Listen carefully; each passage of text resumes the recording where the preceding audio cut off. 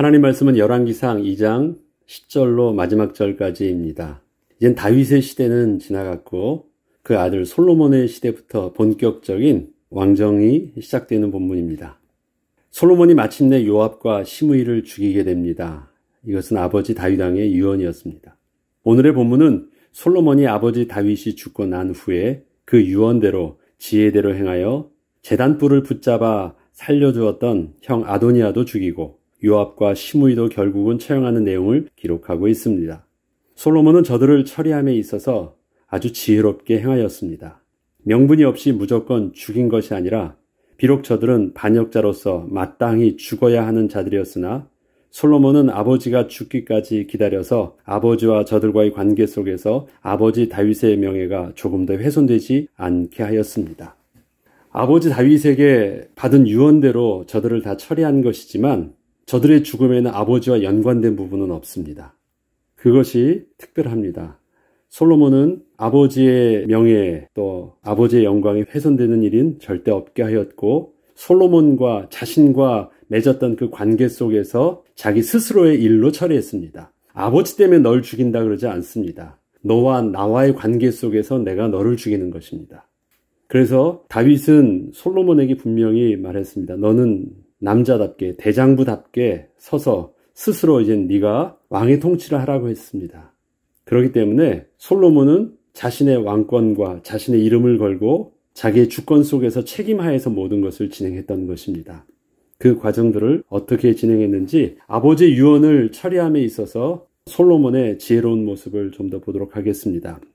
만약에 솔로몬이 왕권을 얻은 후에 바로 저들을 죽이려 했다면 백성들은 솔로몬이 아버지 다윗의 명을 받아 그렇게 하였을 것이라 생각할 수밖에 없었기에 솔로몬은 아버지가 죽은 후에 명확한 명분을 가지고 저들을 처형하였던 것입니다. 첫 번째, 아도니아는 반역죄로 죽임을 당하였습니다. 13절로 17절까지 보면 핫깃의 아들 아도니아가 솔로몬의 어머니 밧세바에게 나아온지라 밧세바가 이르되 내가 화평한 목적으로 왔느냐 대답하되 화평한 목적이니이다. 또 이르되 내가 말씀드릴 일이 있나이다. 밧세바가 이르되 말하라. 그가 이르되 당신은 아시는 바이거니와 이 왕위는 내 것이었고 온 이스라엘은 다 얼굴을 내게로 향하여 왕으로 삼으려 하였는데 그 왕권이 돌아가 내 아우의 것이 되었음은 여호와께로 말미암음이니이다. 이제 내가 한 가지 소원을 당신에게 구하오니 내 청을 거절하지 마옵소서. 밧세바가 이르되 말하라. 그가 이르되 청하건대 솔로몬 왕에게 말씀하여 그가 수넴 여자 아비삭을 내게 주어 아내를 삼게 하소서. 왕이 당신의 청을 거절하지 아니하리이다. 아도니아가 반역죄로 죽습니다. 그런데 그 반역은 지난날 지었던 반역죄로 죽은 것이 아닙니다. 지난날 아도니아가 요압과 더불어 저질렀던 그 반역은 다윗 왕에 대한 반역이었습니다.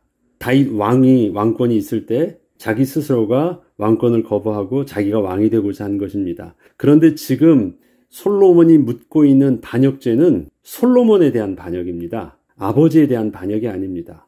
그래서 그것과 분명히 구분되어야 됩니다. 반역죄로 죽지만 지난날의 반역죄에 대해서는 용서를 받았는데 두 번째 솔로몬에 대해서 또 반역죄를 지었기 때문에 그것에 대해서 명확하게 형제지간의 관계가 상관없이 어떠한 원인 때문이 아니라 무조건 국법에 의해서 반역죄를 공의롭게 처리한 것입니다.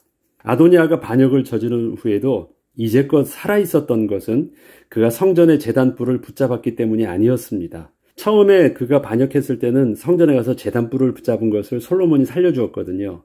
그런데 그 살려준 이유가 제단불을 붙잡았기 때문에 살려준 것은 아니었다라는 것입니다. 아도니아의 반역죄는 아버지 다윗 왕의 왕위를 전복시키려 했던 일이었기에 지난날 다윗 왕의 이름으로 처형했어야 했지만 아버지가 살아있는 상황에서 아버지를 위하여 무조건 용서를 해준 것이었습니다. 내가 묻지 않겠다. 그러니까 이 다음부터는 하지 말라는 것이었습니다. 그런데 성전의 제단불을 붙잡는다라는 것은 어떤 의미가 있느냐면 그거는 모세 율법에 따른 법이었거든요. 그걸 잠시 설명해 드리자면 성전의 제단불은 붙잡는 사람이라면 무조건 살 수 있는 것이 아니라 살인한 자가 혹시 모를 억울한 죽음을 당하지 않도록 보호하는 법이었기에 만약에 죄를 범한 일이 명백하게 밝혀지면 제단불과 상관없이 죽일 수 있었기 때문입니다. 그런데 지금 아도니아는 살인을 저지른 것도 아니에요. 그냥 무조건 제단불을 붙잡고 자기의 죽음을 면할 수 있도록 방패로 삼고 있는 것입니다. 그런데 모른 척하고 그냥 그렇게 살려준 것입니다. 솔로몬이 형 아도니아를 살려준 것은 죄가 없었기 때문이 아니라 시비를 가리지 않고 무조건 덮었던 것입니다. 그러나 아도니아는 이러한 사실을 제대로 알지 못했습니다. 그는 지난날 자신이 지었던 그 반역죄에 대하여 스스로 사면을 받았다고 착각을 하였던 것입니다. 내가 제단불을 붙잡았기 때문에 더 이상 어찌할 수 없게 되었다라고 생각을 하는 것이에요. 그런 것이 아니었습니다. 그 법적인 율법적인 영향력을 아도니아가 붙잡고 있는 것이 아니에요. 그것이 방패 삼아 된 것이 아닙니다. 그냥 침묵하였던 것입니다. 아도니아는 아버지 다윗 왕이 죽은 후에 그동안 다윗을 섬겼던 아비삭을 자신의 아내로 달라고 하고 있는 자신의 요구가 반역죄에 해당한다는 사실을 모를 리 없었습니다. 지금 단순히 여인을 구하고 있는 것이 아니라 형 압살롬이 후궁을 취하는 것도 보았거든요. 그것은 모든 백성들도 다 아는 사실입니다. 그리고 지금 솔로몬의 어머니 바세바에게 와서 하는 말 들어보면 알잖아요. 본래 내 것이었는데 하나님이 주었으니까 어쩔 수 없지 않느냐. 본래 내 것이었다. 그러니까 그 마음에 지금 왕에 대한 미련이 있는 것입니다. 그래서 슬쩍 모른 척하면서 그냥 여인을 달라고 하는 것처럼 보였지만 그 속에는 아주 숨겨져 있는 음모가 있는 것입니다. 자기가 다윗 왕의 정통성을 그래도 계승하고 있다라는 어떤 의미를 보여주려고 일말의 어떤 시도를 하고 있었던 것입니다. 그리고 그렇게 모를 리 없었지만 솔로몬에게 감히 그렇게 요구할 수 있었던 것은 동생 솔로몬이 감히 자신을 죽일 수 없을 것이라고 착각을 하고 그렇게 아비삭을 요구했던 것입니다. 그러나 아도니아의 예상과 다르게 솔로몬은 지난날 동생의 모습이나 지난날 그렇게 평화스러운 모습은 아니었습니다. 그동안 한 번도 보지 못했던 솔로몬의 얼굴을 아도니아가 보게 된 것입니다. 과감한 결단력으로 몹시 화를 내고 아도니아를 반역죄로 즉시 죽였습니다. 이러한 솔로몬의 모습은 이전에는 보지 못했던 모습이었습니다. 솔로몬은 하나님의 공의를 또 하나님 나라 이스라엘의 하나님 나라의 공의를 확실하게 보여주었고 실현시켰습니다. 솔로몬은 아도니아의 죽음을 명확하게 반역죄로 규정하여 죽인 것입니다. 그 다음에 요압은 살인의 죄로 처형을 당하게 됩니다. 31절과 32절에 보면 왕이 이르되 그의 말과 같이 하여 그를 죽여 묻으라. 요압이 까닭없이 흘린 피를 나와 내 아버지의 집에서 내가 제하리라. 여호와께서 요압의 피를 그의 머리로 돌려보내실 것은 그가 자기보다 의롭고 선한 두 사람을 쳤음이니 곧 이스라엘 군사령관 넬의 아들 아브넬과 유다 군사령관 에멜의 아들 아마사를 칼로 죽였음이라. 솔로몬이 형 아도니아를 반역죄를 물어서 죽이는 모습을 보고 있던 요압은 자신도 동일하게 반역을 저질렀으나 아직까지 여전히 살고 있었기에 요압 자신도 큰 충격이 되었습니다. 그렇다면 나도 반역죄로 인하여 죽임을 당하는 것 아닐까? 솔로몬이 그렇게 과감하게 철회할 수 있을 것이라 생각하지 못하고 있었다가 형 아도니아까지 죽이는데 자기 자신도 반드시 죽일 것이라 생각을 했던 것입니다. 그런데 이때까지 솔로몬은 요압을 죽이려고 하고 있지 않았습니다. 사태의 심각성을 깨달은 요압은 자신도 아도니아처럼 죽게 될 것을 깨닫고 성전으로 도망을 가서 제단불을 붙잡았으나 솔로몬은 이것을 오히려 기회로 여긴 것입니다. 그것이 화근이 될 줄 몰랐어요. 제단불을 붙잡으면 자기도 살 줄 알았습니다. 그런데 솔로몬은 오히려 그것이 그 요압을 죽일 수 있는 기회를 삼은 것입니다. 왜 그렇습니까? 그 이유는 성전의 제단불을 붙잡는다는 것은 무의식 중에 사고로 살인을 하게 된 자가 어떠한 시비를 가리기도 전에 죽임당한 가족으로부터 그 슬픔으로 인하여 죽게 되는 피해를 막기 위해 제정한 법이었기에 요압이 제단불을 붙잡게 되므로 지난날 다윗 왕이 어쩔 수 없이 덮어야만 했던 그 살인의 문제를 수면 위로 꺼낼 수 있게 되었기 때문이었습니다. 이해되십니까? 모든 사람이 제단불을 붙잡았다라는 것은 살인의 문제에 대해서 정당성을 가려주는 것입니다. 예를 들어서 들판에서 둘이 친구랑 혹시 싸우다가 아니면 뭐 한 사람이 나무를 베다가 잘못해서 뭐 도끼날이 상대방에게 찍혔다. 이건 사고잖아요. 그런데 증명이 안 되거나 어쨌든 죽임을 당한 피해자는 너무 화가 나는 거예요. 그래서 피해자의 가족이 흥분한 상태에서 무조건 또 죽이게 되면 저 사람도 또 흥분한 가족도 또 살인을 저지르게 되고 또 이쪽도 억울하고 막 그러면 서로가 막 얽혀가지고 이스라엘 사회가 그렇게 무너질 수 있었기 때문에 그것을 막아서 피의자라 할지라도 가해자라 할지라도 그것이 사고라면 보호를 받을 수 있도록 제단불 제도를 만든 것이었는데, 그러면 반드시 제단불을 붙잡으면 이스라엘의 장로와 또 제사장이 가가지고 그것을 시시비를 가리는 것입니다. 모든 사람 앞에서 어떻게 됐는지 자초지종을 물어서 만약에 이게 억울한 일이면 용서해 주어요. 그 대신 용서해 주되 어떻게 하느냐? 그 레위인 제사장이 사는 그 지역을 떠나지 않고 그 성에서만 제사장이 죽을 때까지 살게 해서 그 생명을 보호해 줍니다. 그런데 만약에 이것이 고의란 사실이 밝혀지면 제단불을 붙잡았다 하더라도 죽는 것이에요. 죽임을 당해야 돼요.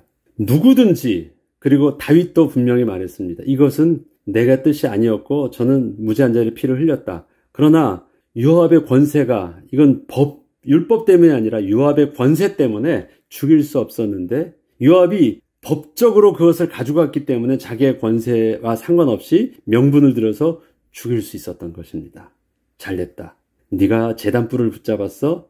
그리고 나서 그 기회를 삼고 다 솔로몬이 부하에게 명령해서 괜찮아. 가서 제단불을 붙잡았으니까 오히려 죽여 해서 죽입니다. 죽이고 나서 분명히 말을 이렇게 하는 것이에요. 의롭고 선한 두 사람을 쳤다. 이스라엘 군사령관 네리 아들 아브넬과 유다 군사령관 에멜의 아들 아마사를 칼로 죽였다. 이 일은 내 아버지 다윗은 알지 못해는 그의 스스로 한 살인이었다라는 것을 명분 삼아서 죽이게 된 것입니다. 요압은 반역죄로 죽은 것이 아니라 살인죄에 대해서 그때서야 공의를 실현하게 된 것이었습니다.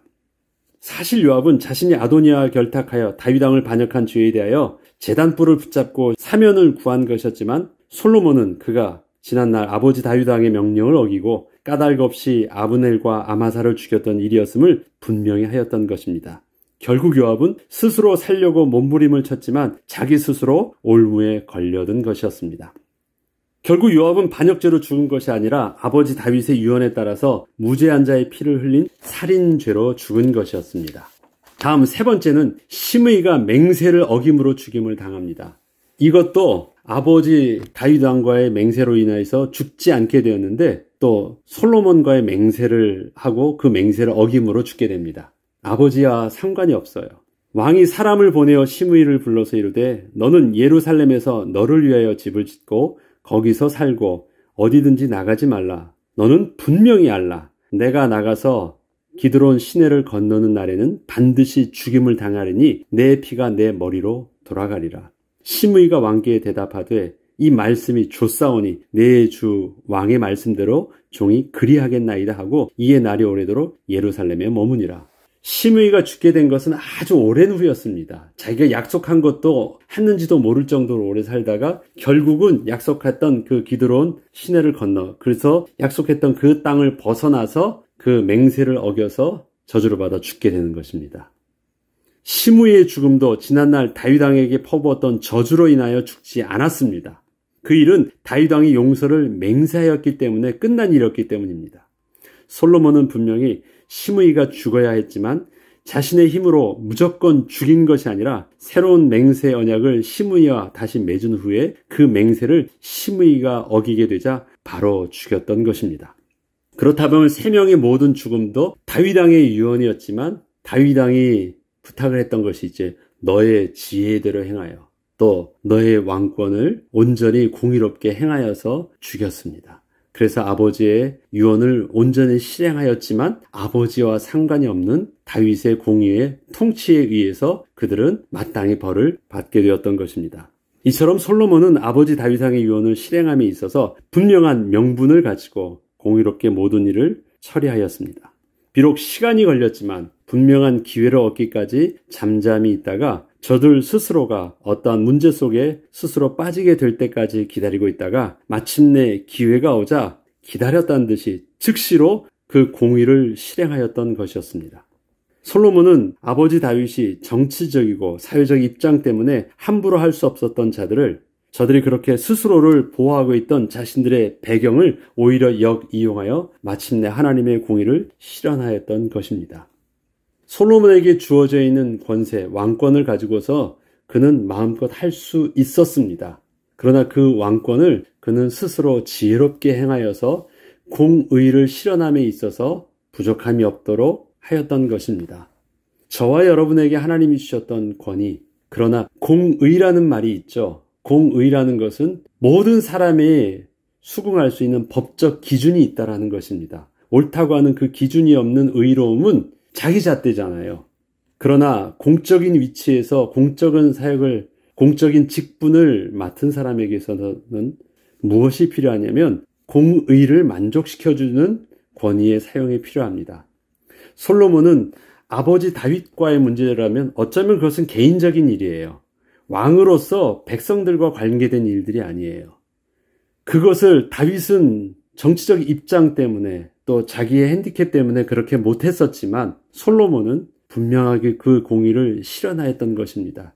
이 일에는 솔로몬은 분명히 시간이 필요했어요. 오랜 시간의 기다림에 인내도 필요했습니다. 그러나 그렇게 하였습니다. 그래서 그것이 아무런 무리 없이 모든 일들을 그렇게 처리할 수 있었던 것이었고 그것이 백성들에게도 모본이 되었던 것입니다. 저와 여러분에게 이러한 지혜가 필요합니다.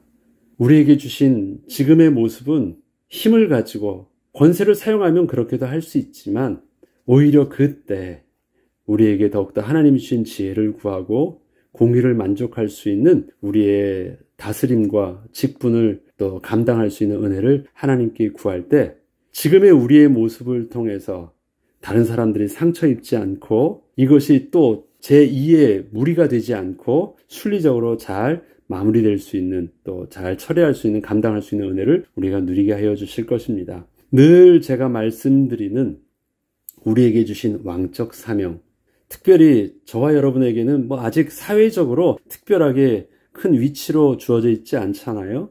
가정에서 엄마와 아빠와 또 어머니와 아버지의 모습 속에서 집안에서의 그 어른의 모습 속에서 충분히 감당할 수 있는 모습이 있지만 아빠의 어떤 권위를 가지고 또 자녀들에게 행할 수도 있지만 성경은 자녀들에 대해서 부모가 자녀들을 노엽게 하지 말라고 말합니다. 여러분, 자녀가 부모님을 향하여 노여운 마음이 언제 생길까요? 잘 생각해 보세요. 아버지가 자기가 맞는데 아버지 때문에 어쩔 수 없어요. 뭐라고 대들 수는 없는데 아버지가 부당한 것 같아. 내가 옳은 것 같아. 그러면 화가 나는 거예요. 수긍이 안 되니까 그것에 대한 반작용이 노여움이 오는 거예요. 근데 성경에서는 가만두어도 할 수 있는 것은 율법으로 명령하지 않습니다. 부모는 내 자식을 사랑하라 그런 말 없어요. 자식에게 노여하지 말게 합니다. 부모가 자식을 사랑하는 것 아주 본능적인 거거든요. 시키지 않아도 잘해. 사랑할 수 있어요. 그런데 온전히 율법적으로 스스로 제한하지 않으면 자녀에게는 노엽게 할 수는 있어요. 그래서 그렇게 하지 말라고 말하는 것입니다. 그러려면 어떻게 해야 돼요? 하나님의 공의를 실현할 수 있도록 기다림이 있어야 되고 하나님께 지혜를 구해야 되고 주신 권위를 스스로 제한하면서 사용할 수 있어야 돼요. 부모는 자녀를 노엽게 하지 말고 자녀는 부모를 어떻게 해요? 공경하래요. 왜 그렇습니까? 그냥 사랑받는 것을 마땅하게 생각하니까 공경해야 된다라는 것은 그렇게 잘 생각하지 못해요. 근데 그거는 하나님께서 명령해요. 자연스럽지가 않은 것이에요. 공경하는 것은 자연스럽지가 않은 것이에요. 그래서 성경은 명령해 주신 것입니다. 그렇게 하라고. 그렇게 말하지 않아도 할 수 있는 건 명령하지 않으시겠죠? 그렇게 하래요. 자연스럽지 않은 것입니다. 그러니까 의지를 가지고 섬길 수 있는 것. 솔로몬이 오늘 본문에 보면요. 어머니 밧세바에 대해서 어떻게 합니까? 공경하는 모습이 나옵니다. 아도니아가 밧세바를 통해서 솔로몬에게 말하게 했거든요. 밧세바가 솔로몬에게 오니까 솔로몬이 자기 왕에 내려와서 어머니를 절합니다. 그리고 옆에 앉고 어머니를 앉히고 자기는 그 왕의 오른쪽에 앉았다라고 하시고 어머니 말씀하세요. 무엇이든지 필요하신 거 있으세요? 그대로 해드리겠습니다. 라고 어머니를 공경하는 모습이에요. 이걸 성경은 특별하게 기록하고 있어요. 오늘 본문에 보면. 그런데 그러한 공경하는 모습이었지만 공의에 대해서는 양보하지 않았고 어머니 그건 무슨 말입니까? 심히 화를 냅니다. 그거는 인간적인 화가 아니에요. 공의에 대해서 틀렸음을 명확하게 말해주는 말이었습니다. 밧세바를 공경했습니다. 부모로서는 공경했지만 공의를 가진 직분을 가진 왕으로서는 명확하게 선을 두었었던 것, 솔로몬의 모습이었습니다. 저와 여러분에게서도 그러한 우리에게 주신 왕적 사명을 개인적인 부분에서, 공적인 부분에서 또 우리가 감당함에 있어서 하나님의 지혜롭게 감당할 수 있도록 우리가 주님께 기도하고 우리에게 맡겨준 사명 속에 우리의 만남과 우리에게 맡겨주신 하나님의 그 직분들을 잘 감당하는 저와 여러분 되길 주 이름으로 축복합니다. 기도하겠습니다. 하나님 아버지, 솔로몬의 왕으로서의 첫 시작은 하나님의 공의를 가지고 자신의 왕권을 스스로 함부로 사용하지 않는 것이었습니다. 하나님은 우리에게 스스로 무엇이든 선택하고 할 수 있는 자유의지를 주셨습니다. 그리고 우리에게 세상을 정복할 수 있는 왕권도 주셨습니다. 그러나 그 왕권은 하나님의 인도함을 받으며 스스로 지혜롭게 겸손하게 온전히 성령 하나님의 도우심과 말씀의 인도를 받을 때 온전히 감당할 수 있는 것임을 솔로몬을 통해서 우리가 보게 되었습니다.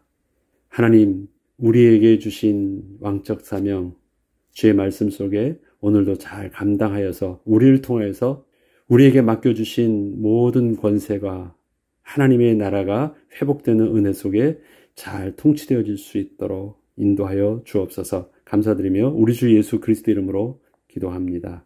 아멘.